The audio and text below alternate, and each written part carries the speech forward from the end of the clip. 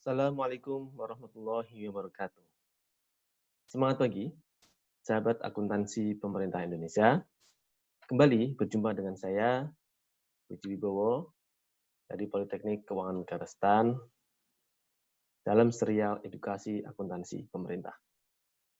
Bagaimana kabar teman-teman semua? Salam sehat selalu, ya. Baik, materi kita pada kesempatan kali ini adalah berkaitan dengan laporan keuangan pemerintah. Berbicara tentang laporan keuangan pemerintah Indonesia khususnya, maka berarti kita berbicara tentang perjalanan panjang sebuah reformasi keuangan pemerintah. Dimulai dari diterbitkannya 3 paket keuangan undang-undang, yaitu Undang-Undang Nomor 17 Tahun 2003 tentang Keuangan Negara, Undang-Undang Nomor 1 Tahun 2004 tentang Perbendaharaan Negara, dan Undang-Undang Nomor 15 tentang pertanggungjawaban atau pemeriksaan pertanggungjawaban pengelolaan keuangan negara. Nah, dari sanalah kita melihat bagaimana perjuangan kita mewujudkan sebuah akuntabilitas yang berbasis pada sebuah standar akuntansi yang diakui secara umum. Nah, pada kesempatan hari ini kita akan membahas beberapa topik penting, yaitu yang pertama, sesuai dengan di dalam rencana pembelajaran semester, kita akan bahas mengenai isu aktual laporan hasil pemeriksaan BPK. Jadi, kalau Badan Pemeriksa Keuangan menerbitkan LHP, ini bermakna bahwasanya BPK menjalankan salah satu daripada fungsi pemeriksaan yang diamanatkan di dalam Undang-Undang Nomor 15 Tahun 2004. Nah, kalau BPK nyebutnya adalah LHP, Laporan Hasil Pemeriksaan. Nanti bisa jadi teman-teman semua menjumpai produk yang namanya LHA, yaitu Laporan Hasil Audit. Kalau laporan hasil audit itu ada pemeriksaan yang dilaksanakan oleh Badan Pengawasan Keuangan Pembangunan atau BPKP. Ya, tentu saja tujuannya beda. Kalau LHP di sini dalam berkaitan dengan laporan keuangan pemerintah adalah berkaitan dengan pemeriksaan untuk general audit, ya, untuk mendapatkan atau memberikan opini terhadap laporan keuangan pemerintah. Kemudian di sini ada dasar hukum penyusunan laporan keuangan. Nah, nanti kita akan review sejenak ya. Dasar hukumnya apa saja, saya yakin sudah kita singgung di pertemuan pertama. Kemudian yang ketiga, komponen laporan keuangan. Dan 4 adalah penjelasan unsur-unsur laporan keuangan. Ini sebenarnya materi yang sudah pernah kita bahas sedikit banyak di dalam materi akuntansi pemerintah 1. Betul nggak? Nah, teman-teman nggak mungkin nih, nggak lulus akuntansi pemerintah 1 kalau nggak paham materi ini. Jadi nanti untuk materi itu nanti saya akan coba ajak teman-teman ke dalam sebuah diskusi yang lebih dalam, yang lebih praktik gitu ya, dibandingkan dengan teori-teori yang saya yakin teman-teman sudah kuasai sebelumnya. Baik, sampai sini kencangkan sabuk Anda. Nah, maka kita akan ngebut nih ya. Oke? Baik. Yang pertama, tentang isu aktual LHP BPK.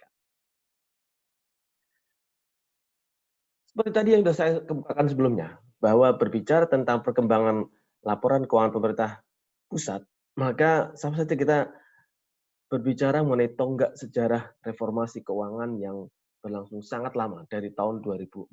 Ya. Pertama kali pemerintah kita bisa menyusun laporan keuangan adalah di tahun 2004. Laporan keuangan yang double entry, ya, berpasangan entry-nya, yaitu ada debit, ada kredit. Berbeda dengan laporan keuangan atau pertanggungjawaban sebelumnya, kita nggak nyebutnya laporan keuangan. Sebelum tahun 2004, pertanggungjawaban pengelolaan keuangan negara itu namanya adalah, ada yang tahu? Masih ingat nggak? Nah, dulu namanya adalah PAN. Nah, dulu namanya PAN, ya, Perhitungan Anggaran Negara. Dan PAN ini dulu namanya adalah dia nggak ada double entry, dia single entry. Maaf, single entry ya.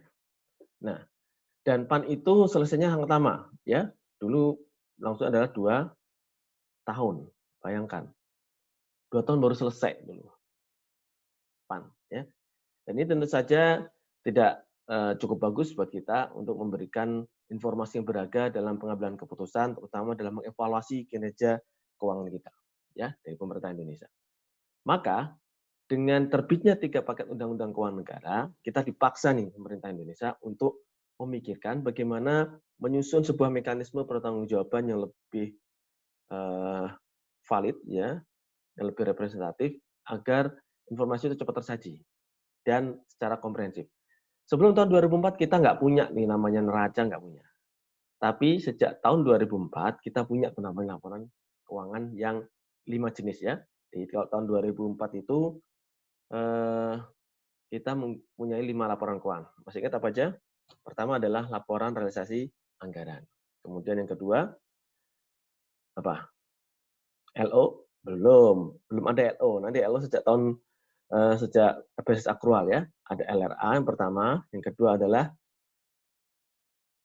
laporan apa?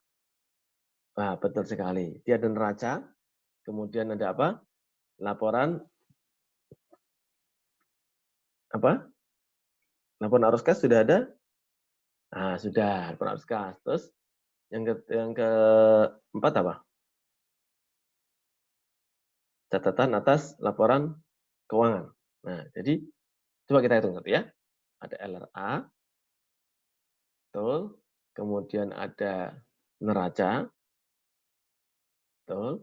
Ada laporan arus kas, betul. Ada catatan atas laporan keuangan. Jadi cuma 4 tuh, ya, dari di awal tahun 2004, ya. Kita hanya mempunyai 4 laporan keuangan. Dan ini berlangsung lama, ya. Dari tahun 2004 kita menyusun laporan keuangan, pertama kali kita nggak punya namanya standar, ya. Jadi di tahun ini itu kita no standar, tidak punya standar waktu itu, ya. Kenapa demikian? Kita baru tahu bahwa pertama kali kita punya standar tahun nah 2005 dengan terbit, masih ingat PP apa dulu? Nah, benar sekali. Ada PP 24 tahun 2005 tentang standar akuntansi pemerintahan. Yang waktu itu standar akuntansinya masih berbasis CTA, ya, cash towards accrual, yaitu basis kas menuju accrual. Nah, kalau saya sering berselawar sama teman-teman, kas pura-pura accrual. Kas accrualnya belum penuh, istilahnya gitu, ya. Yang kas adalah untuk laporan realisasi anggaran, sementara yang saya bilang tadi yang setengah akrual atau menuju akrual itu adalah untuk yang neraca. Oh, bedanya kenapa Pak? Kok neraca disebut belum akrual? Nanti kita jelaskan, ya.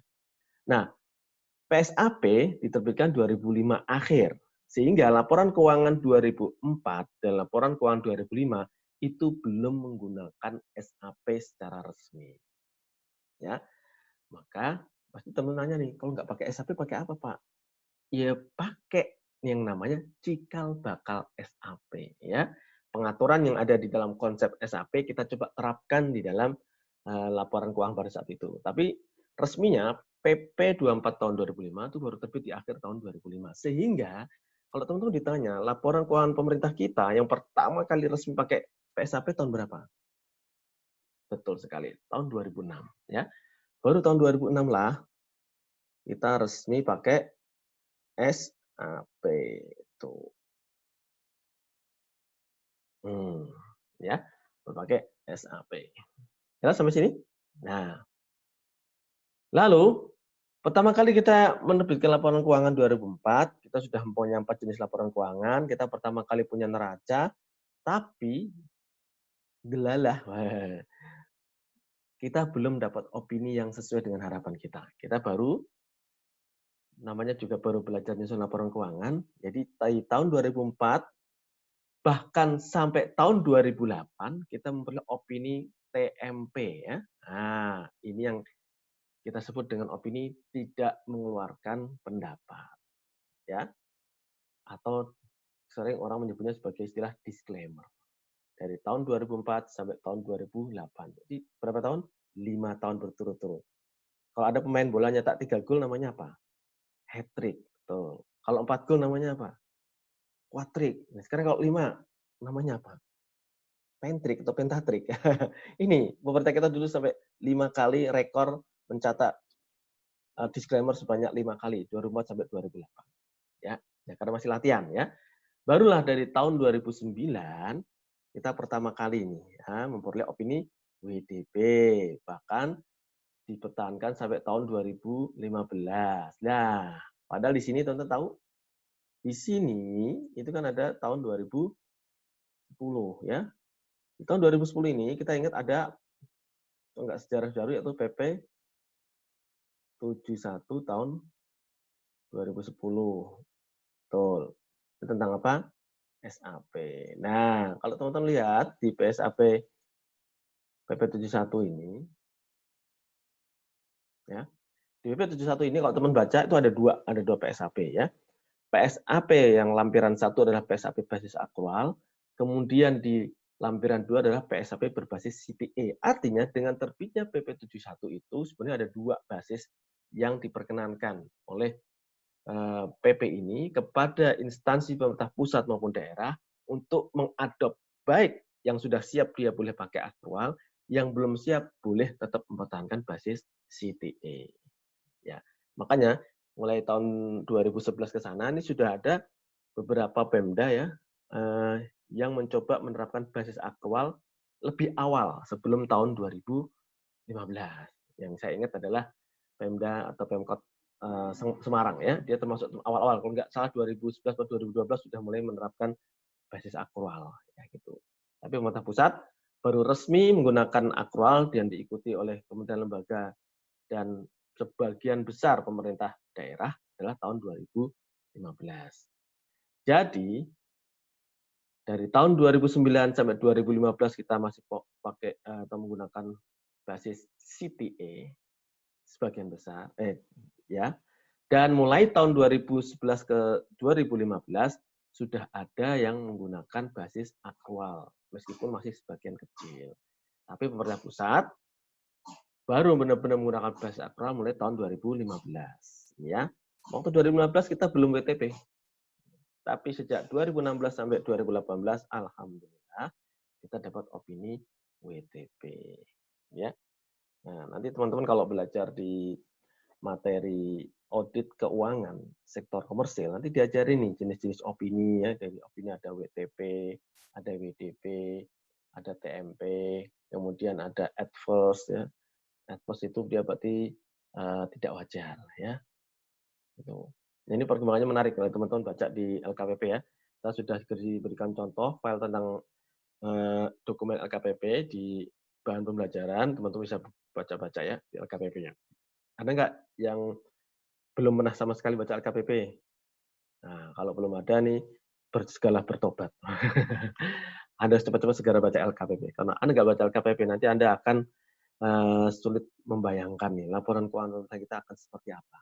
Jadi mulai sekarang Anda coba baca LKPP. Bahkan nanti saya coba memberikan penugasan pada teman-teman yang membuat Anda harus membaca laporan keuangan pemerintah pusat ataupun laporan keuangan kementerian lembaga dan laporan keuangan BUN. Nanti ada insya Allah tugas seperti itu ya. Baik. Oke, kita lanjut ya teman-teman semua ya. Nah, kalau tadi adalah perkembangan opini untuk LKPP. Sekarang bagaimana sih perkembangan opini untuk LKKL? Ini lihat. Nah, kita lihat potret terakhir kita. Bahwa terakhir kita dari 86 kementerian lembaga ya yang diaudit ya, maka alhamdulillah yang dapat opini disclaimer itu hanya 1 KL, yaitu apa ini? Ingat nggak yang masih opini disclaimer ini? Dia adalah Bakamla ya. Bakamla, Badan Keamanan Laut. Oke. Kemudian mayoritas dapat WTP dan sebagian kecil 4 instansi adalah dapat WDP. Nanti saya tanya nih, bisa nyebutin nggak teman-teman 4 instansi yang dapat opini WDP? Ya. Jadi kalau teman-teman udah tahu, yang satu tadi adalah Bakamla, kemudian yang 4 ini apa nanti saya tanyakan.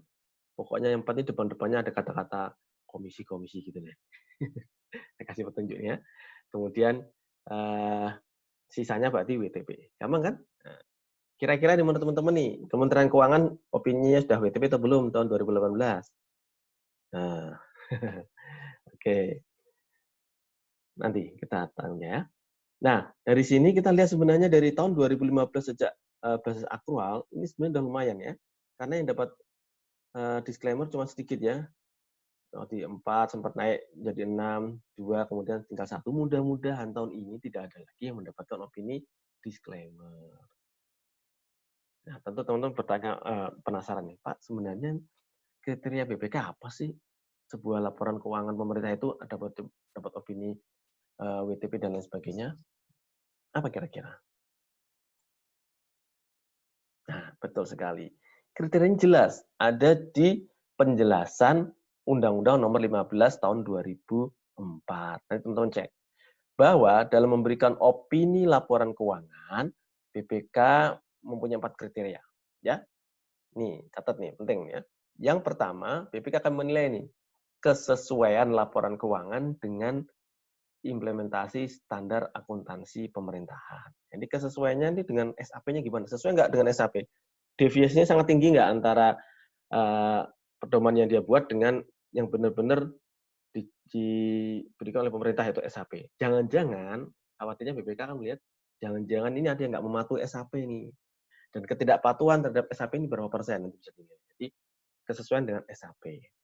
Yang kedua adalah BPK akan menilai efektivitas sistem pengendalian internal.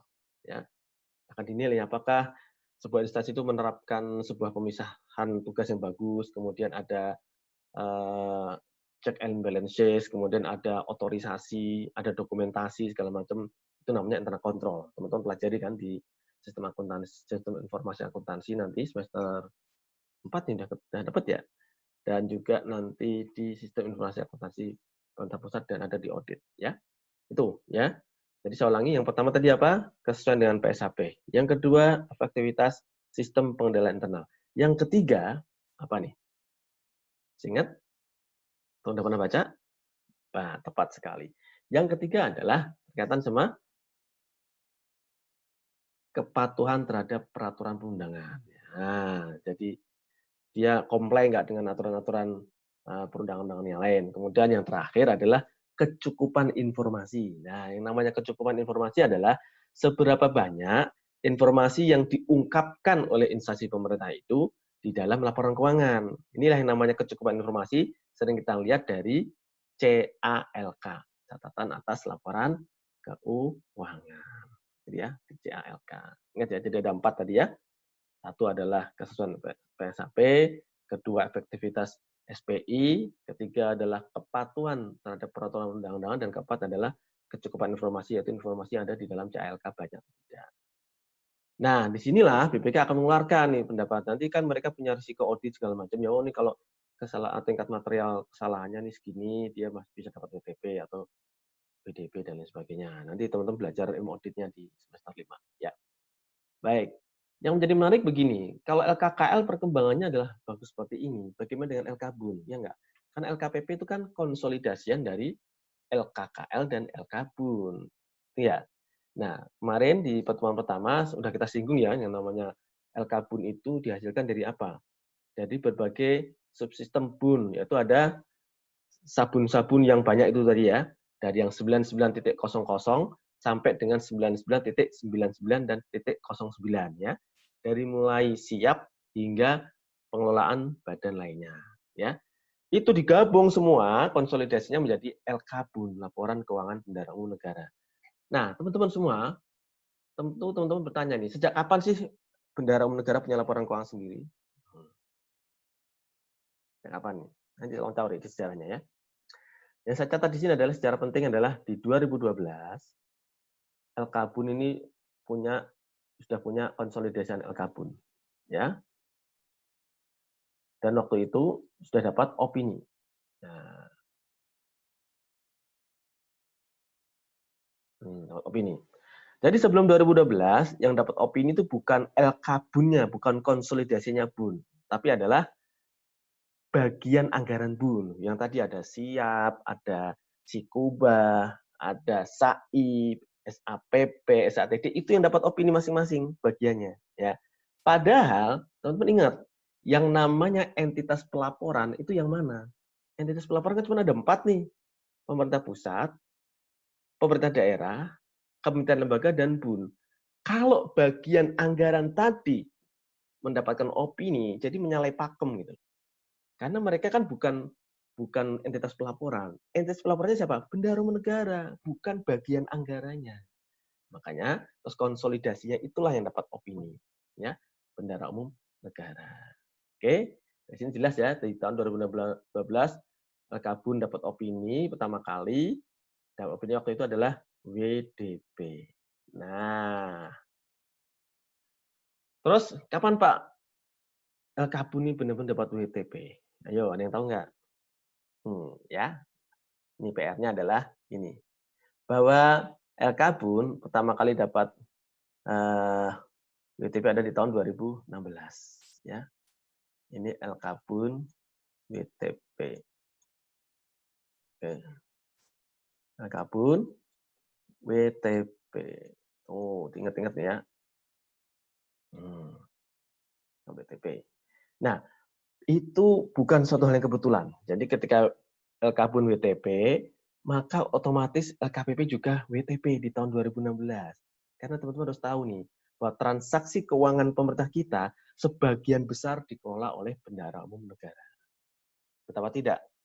Sekarang saya nanya, siapa yang mengelola dana transfer? BUN atau KL? BUN kan, karena ada di BA 99.05. Ya enggak? Ya BUN. Kemudian yang mengelola utang siapa? 9901. Ya, yang mengelola utang siapa? Pemerintah. Dalam hal ini BUN. Ya. Kemudian yang mengelola subsidi siapa? BUN juga 9907. Artinya BUN itu mengelola mungkin hampir 70 atau 80% daripada dana APBN. Sehingga kalau BUN ini beres WTP, maka insya Allah konsolidasiannya dengan KL menjadi LKPP, dia akan juga WTP, gitu loh ya. Jadi di sini kuncinya adalah BUN. Ketika BUN dan WTP, maka LKPP di tahun 2016 menjadi WTP sampai sekarang. Nah, nanti berbahagialah teman-teman nanti ya, kalau ditempatkan di Kementerian Keuangan, dapat amanah untuk mengawal LKBUN ini luar biasa. Ya, meskipun tidak mengecilkan arti penting dari teman-teman yang nanti bisa ditempatkan di kementerian lembaga. Ini ya, jelas ya. Ini tolong dilihat angka-angka ini, ya siapa tahu iseng-iseng saya keluarkan di ujian itu kan, nah, atau di apa namanya, soal-soal kuis ini angka-angka ini ya. Baik, lanjutkan ya teman-teman semua ya. Masih panjang nih perjalanan ini, sesi 1 ini ya. Tuh, tadi yang sudah saya sebut ada di sini kan, perjalanan panjang dari LKBUN dari tahun 2012 ke 2015 sudah WDP, kemudian di sini sudah mulai WTP. Ya, udah saya ngomongin tadi nih, bener kan? Nah, sekarang kita masuk ke beberapa contoh temuan pemeriksaan tahun 2018 di LKPP ya. Nah, biasanya laporan hasil pemeriksaan BPK itu dibagi menjadi 2 ya. Ada namanya hasil pemeriksaan berkaitan sama SPI, sistem pendanaan internal, ada yang berkaitan dengan kepatuhan. Ya. Jadi kalau yang namanya SPI, bayangan Anda kan, oh ini berarti berkaitan sama SOP atau prosedur yang mungkin kurang sempurna atau bahkan nggak punya prosedurnya SPI itu ya. Tuh. Kalau kepatuhan peraturan undangan tuh sudah ada ketentuannya peraturan undangan, tapi kita tidak sepenuhnya comply kan gitu. Kita lihat ya. Apa aja sih pemeriksaannya? Banyak ya. Teman-teman nanti kalau pengen baca tentang LHP SPI atau kepatuhan, nanti saya bagi insya Allah di drive-nya nanti ya. Nanti bisa dipelajari. Dari situ teman-teman bisa belajar nih kasus-kasus pemeriksaan pengelolaan keuangan negara itu menarik, karena dari situ nanti teman-teman bisa dapat ide untuk KTTA. Kalau teman-teman dapat KTTA-nya, nanti mata kuliah APEM di semester 5 nanti ya. Ini menarik di sana. Nah, kita kasih contoh sini. Bagaimana pemeriksaan untuk SPI? Yang pertama adalah pemerintah belum memiliki sistem untuk menganalisis hubungan antar akun LKPP dan penyesuaian perhitungan rasio defisit. Jadi begini teman-teman ya. Kalau kita baca di sini secara umum begini, ada beberapa pos-pos penting di dalam laporan keuangan yang sangat berkaitan, tetapi ternyata setelah diuji atau dicek sama BPK itu ternyata belum sepenuhnya tepat, kan masih ada selisih. Misalkan begini, kalau yang namanya akun belanja modal, kemudian aset tetap, itu kan saling berkaitan nih, karena mutasi dari belanja modal, mutasi daripada aset tetap, ya sebagian besar berasal dari realisasi belanja modal. Itu ternyata masih ada yang benang merahnya yang belum ketahuan. Kemudian misalkan ada hubungan antara pendapatan baik pajak maupun PNBP dengan piutangnya. Ya, pendapatan di LRA, kemudian mutasi piutang dan pendapatan LO. Harusnya kan ada benang merahnya di sana nih, nyambung ya. Ternyata ada informasi yang kurang tepat di sana, ada selisih. Ya, ini yang pemerintah memang diakui belum punya sistemnya untuk menganalisis, untuk cross check angka-angka ini gimana. Ternyata masih ada selisih.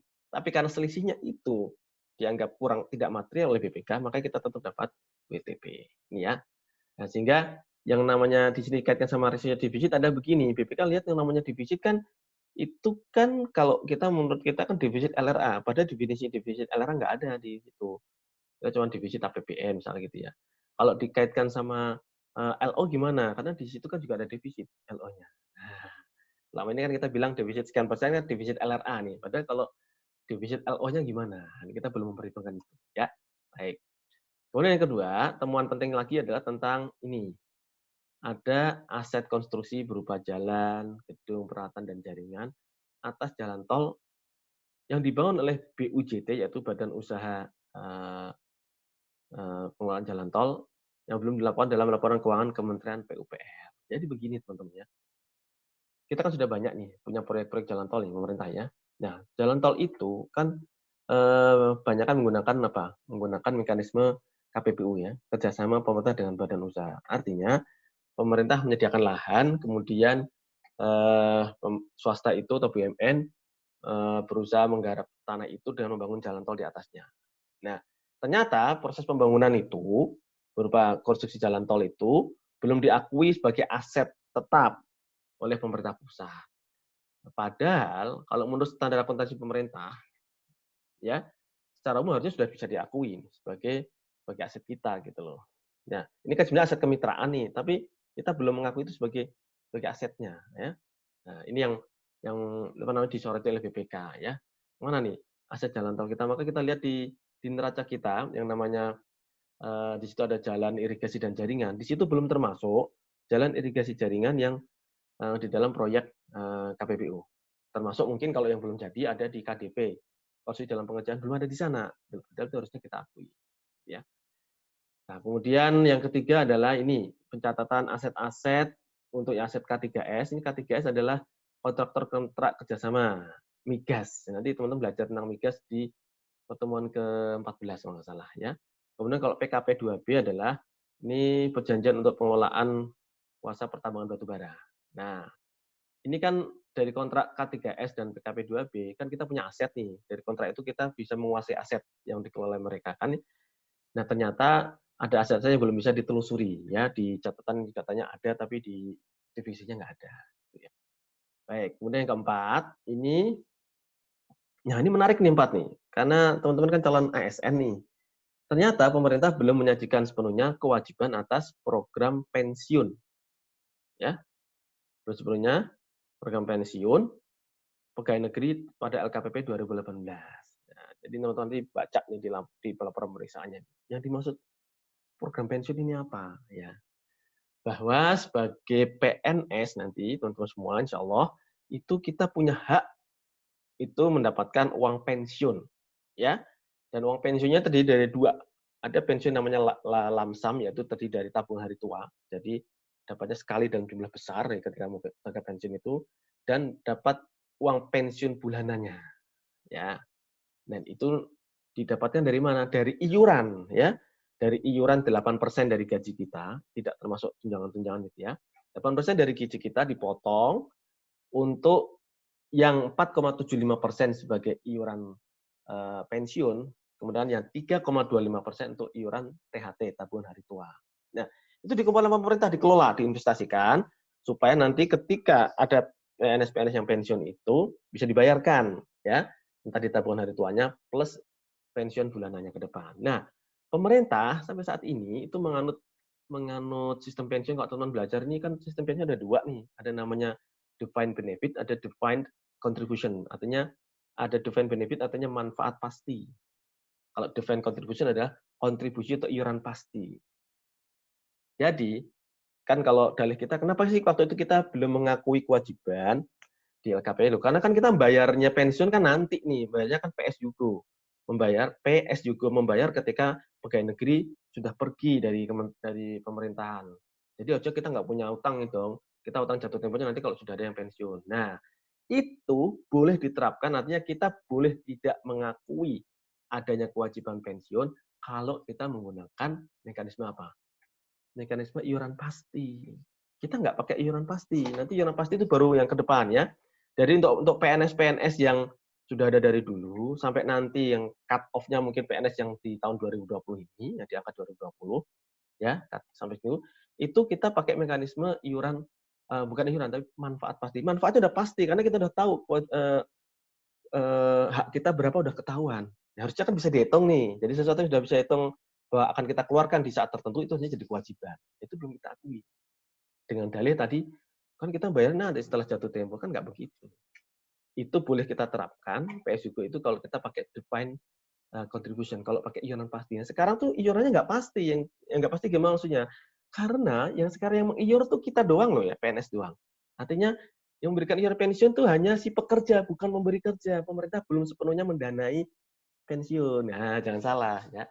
Jadi yang namanya mekanisme PSYugo harusnya pemerintah fully funded, memenuhi semua. Jadi yang bayar nggak cuma kita sebagai pegawai, tapi juga pemberi kerjaan juga mendanai. Itu kan belum. Maka kita harusnya tidak pakai defined contribution. Kontribusinya belum pasti karena pemerintah belum bisa bayar. Ya, pemerintah bayarnya dari potongan gaji kita. Dari yang dananya sendiri belum, gitu ya. Jadi untuk itulah BPK menyoroti ini kewajibannya masih belum pas. Yang mau saya herankan begini ya, ini kan contingent liability ya. Hitungan BPK waktu itu di tahun 2010 itu hitungan BPK waktu itu yang belum diakui pemerintah ada sekitar 1,8 kuadriliun kalau nggak salah. Ya, kalau nanti saya salah tolong dikoreksi ya. 1,8 kuadriliun banyak sekali kan.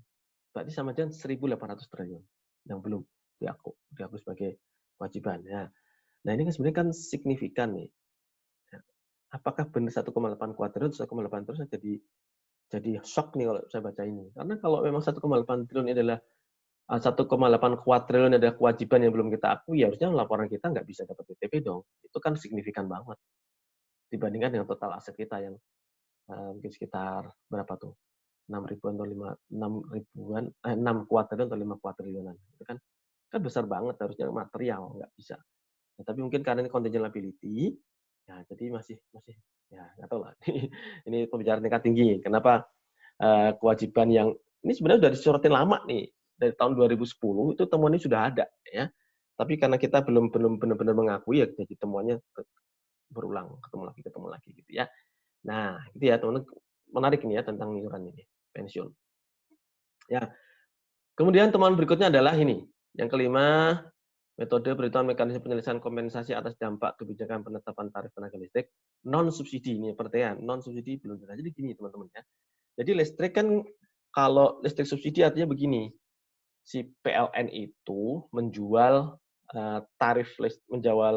menjual jasa listriknya itu di bawah BPP. BPP ini apa?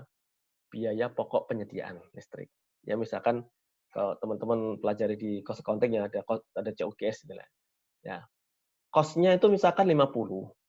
Nah, tapi yang dijual ke masyarakat enggak 50 atau enggak di atas 50, tapi bahkan di bawahnya 40 misalkan. Nah, nanti selisih antara harga komersialnya yang harus diterima PLN dengan margin tertentu dengan dengan BPP itu kan harusnya kan dapat keuntungan nih. Ya. Tapi karena dia jualnya di bawah itu, maka selisihnya itu akan diberikan subsidi sama pemerintah. Ya. Jadi yang dimaksud subsidi itu apa sih? Ya selisih antara yang seharusnya diterima sama PLN dengan yang dipungut dari masyarakat. Itulah dari pejabat belanja subsidi, ya. Nah, tapi ini ada lagi golongan tarif listrik yang dia nih non subsidi. Non subsidi. Ada 13 golongan non subsidi ya. Non subsidi tapi jualnya tuh sebenarnya menurut PLN itu masih di bawah BPP. Jadi PLN nggak untung gitu. Tapi karena dia bukan golongan yang disubsidi, maka PLN dapat namanya kompensasi. Menurut peraturan Menteri SDM dapatnya kompensasi. Nah, kompensasi itu pengaturannya masih beda-beda, ya. Masih beda-beda. Contohnya di tahun 2017 itu kompensasinya kan katanya kriterianya hanya membedakan apakah biaya ini diperbolehkan atau allowable cost sama non allowable cost, ya. Yang allowable cost akan dibayar semua sebagai kompensasi ke PLN. Nah, ya karena kompensasi, karena kita kan dulu namanya tarif adjustment, penyesuaian tarif ya, penyesuaian tarif. Jadi kalau yang non tarif, karena harusnya PLN menaikkan tarifnya sekian, tapi yang direstui pemerintah hanya di bawahnya, nah, maka selisihnya ini namanya kompensasinya. Nah, beda dengan subsidi tadi ya. Nah, ini kompensasinya. Nah, kompensasi itu nggak masuk dalam belanja subsidi, ya beda. Kalau yang karena yang dikasihkan sebenarnya PLN langsung, ya. Nah, dan itu bukan atas golongan masyarakat yang berhak mendapat subsidi. Jadi namanya kompensasi. Kalau itu belanja apa? Wah, ini menarik ini. Kalau kompensasi kan bukan belanja subsidi. Jadi maksudnya belanja apa? Nah, saya belum ketemu ini. Apakah itu termasuk belanja barang biasa atau termasuk belanja yang lain-lain kita belum tahu. Ya, karena namanya bukan subsidi. Ya. Ini temuan. Dan yang nomor 6 adalah perencanaan pelaksanaan dan pertanggungjawaban atas kebijakan pemerintah menimbulkan dampak terhadap pos LRA neraca. Nah, ini gini. Ada dampak daripada pengelolaan APBN kita ternyata berdampak serius pada keuangan BUMN. Ini menarik ya, karena ternyata ada hal-hal utang piutangnya yang belum ditetapkan mekanisme penyelesaiannya gimana. Contoh sederhananya begini ya, kan yang tadi contoh yang barusan tadi saya bilang kan yang tentang pengelolaan subsidi berkaitan sama keuangan PLN. Ada juga pengelolaan subsidi BBM berkaitan sama keuangan Pertamina. Kemudian ada pengelolaan untuk jalan tol KPBU nanti berkaitan sama BUMN yang sektor-sektor jasa konstruksi. Ya, ada Adikarya dan lain sebagainya, Waskita Karya ya. Ternyata itu berkaitan karena ada sebuah mekanisme KPBU misalkan itu belum ditetapkan ini pendanaannya gimana sebenarnya. Tanggung jawab pemerintah itu berapa? Nah, itu belum clear di sini. Sehingga BUMN sebenarnya mendapatkan suatu tanggung jawab besar, tapi tidak bisa menjalankan sepenuhnya sebagai entitas yang diamanahi oleh Undang-Undang BUMN untuk entitas yang sifatnya komersil. Karena uangnya mungkin ada yang kurang. Belum lagi teman-teman ingat bahwa ada defisit daripada BPJS segala macam, ya itu kan juga dampak dari pengelolaan APBN kita yang memang duitnya masih kurang banyak, sehingga defisit BPJS-nya ini belum bisa tertutup semua. Nah, ini jadi temuan ya. Kemudian nomor 7 ini ada alokasi afirmasi, ya ini alokasi formulasi dana desa ya. Ini tidak andal. Kenapa? Karena ternyata ada beberapa informasi yang kita nggak dapat. Itulah ada desa yang harusnya dapat banyak tapi dapatnya sedikit. Ada yang dapat harusnya dapat tapi malah nggak dapat. Nah, itulah kenapa kemarin sempat ada isu nasional kayak itu adanya desa fiktif, desa hantu ya. Desanya nggak ada tapi kok dapat alokasi dana desa. Ini kan menarik ya. Salah satunya ini di-trigger oleh kasus ini. Yang ke-8 adalah proses pengalokasian dana alokasi khusus non-fisik yang belum sebenarnya memadai. Ini 5,7 triliun.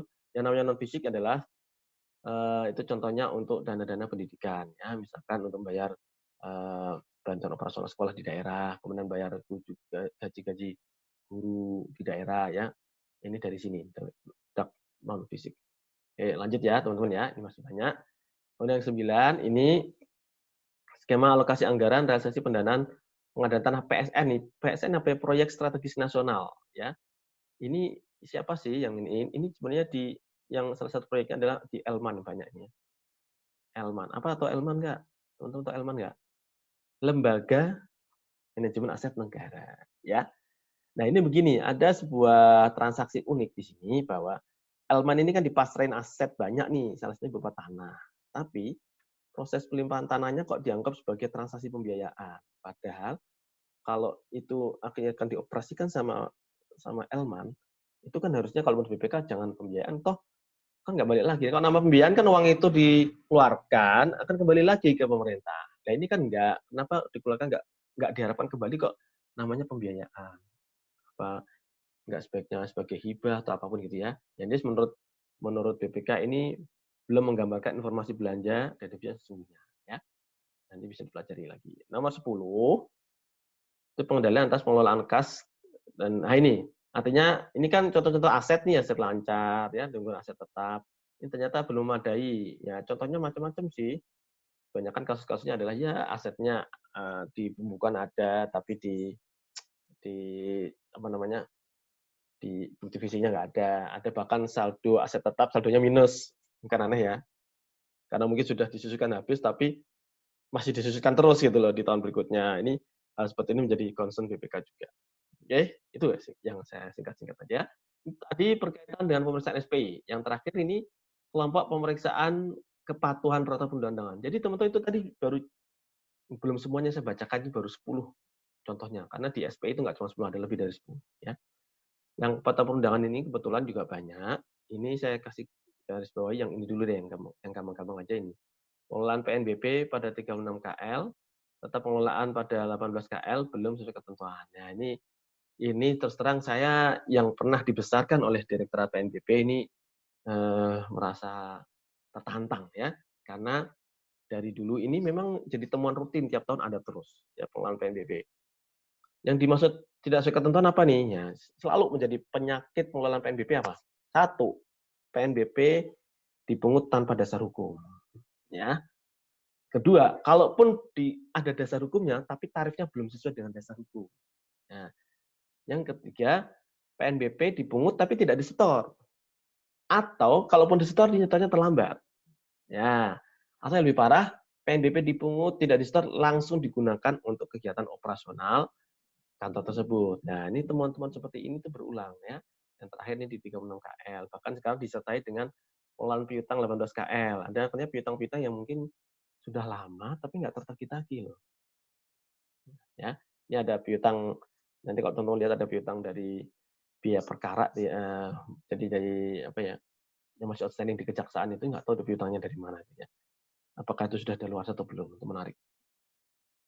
Kemudian yang lain nanti bisa teman-teman baca sendiri. Yang tadi yang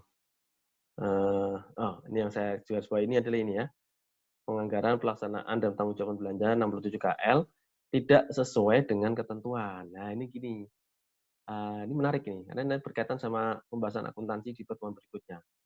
Jadi ada beberapa transaksi yang harusnya itu atau disediakan dananya dari belanja barang, tapi ngambilnya dari belanja modal. Atau sebaliknya, harusnya keluarnya dari belanja modal, ngambil dananya dari pagu belanja barang. Itu kan jadi nggak cocok ya. Atau kadang-kadang dia bayarnya kelebihan, tapi belum dibalikin sama yang menerima. Ya, atau dokumennya nggak ada. Ya, ini kasus-kasus seperti ini adalah yang sering dijumpai di Kementerian Lembaga. Oke, gitu ya teman-teman ya. Materi kita di sesi pertama dan yang menjadi topik kita diskusi nanti di WAG adalah ini. Pertama, apa yang menjadi pertimbangan BPK dalam memberikan opini? Ya, pertimbangannya apa? Ingat nggak tadi? Kemudian KL mana saja yang boleh disclaimer? Coba nanti saya tanya. Anda baca-baca koran nggak? Sekarang nggak baca koran ya? Saya bacanya internet Pak. Boleh. Mengapa pemerintah belum mengakui kewajiban terkait pensiun PNS? Ya.